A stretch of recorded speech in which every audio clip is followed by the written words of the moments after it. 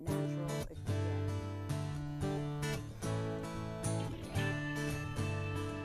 So we've been talking very openly about how you can turn your sex lives into 50 Shades of Grey or way better. I'm here with sexologist Dr. Jill McDevitt and single mom of two, Emma Swain, who really prides herself on having an over-the-top sex life with the man she is committed to.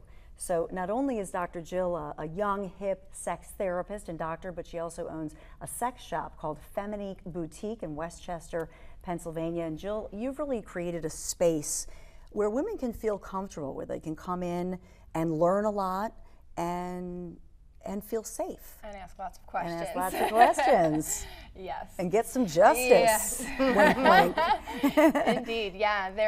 It's funny when people walk in and then they just go, "Are you the owner?" And I say, "Yeah." And then they go, "Wow." And then they're like, "I can't believe I just said that. I can't believe I just told you that." I'm like, "It's okay. This is a safe space for that."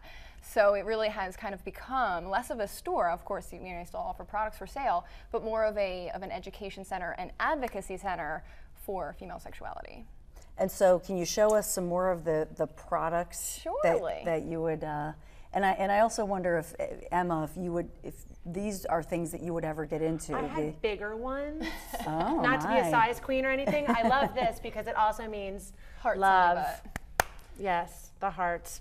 I know it works. You will have heart. It's all in the wrist. Oh wow! Yes. And this is a little. So this one is nice because you can alter sensations. So a lot of BDSM sexuality is about altering the sensations different. So there can be the nice, and then there can be the not so nice. So you can, and then soften it again. So you can alternate with that as well. This one's a fun one because a lot of people haven't heard. People have heard whips and handcuffs, but this one's new. This is bondage tape. It's and shiny. It's not sticky. It's not sticky, so it only sticks to itself, but not skin or hair. So you could bind someone up, tie them down to the bed, what have you. And then when you're done playing and you want to take it off, it doesn't like rip their hair out, which is nice. Which is a plus. That's a plus. I heard it's all in the wrist with these toys too. You could really inflict some damage. You can. If your wrist is wrong. So you want to watch the wrist. So you start with, so you say like very light, and you say, okay, that's a 1. Now what number do you want me to do? Okay, well then that's a 3. You don't just start like going. It's like full. training people. Yeah. So you're communicating about it. Always in constant communication and consent giving and Do you think that the college age women or more the middle-aged women, 30 to 40 to 50 plus women in long-term relationships who have felt dissatisfied, who needs this education more? I wonder. I don't know that it's a contest. I think that everybody who's identifies as a sexual person and wants to explore that avenue is welcome to do so. I mean, I have women of all ages who've looked into reading the book and wanting to explore some of the products. 18. I do a lot of work with college students, as you mentioned, and all the way through the life cycle. And why is this stuff? Because I hope nobody is intimidated by it to say, "Oh, I would never do that." Who can be intimidated? Look how fuzzy this is, and the hearts. It's so cute. But what you're saying, it's getting into something primitive and having that communication about something primitive with a love partner. I mean, that's really what I'm hearing you saying. Yeah, I think the boundaries are the most important because this is not necessarily something that you do on a first date kind of thing. This is something that takes a lot of trust. so much trust.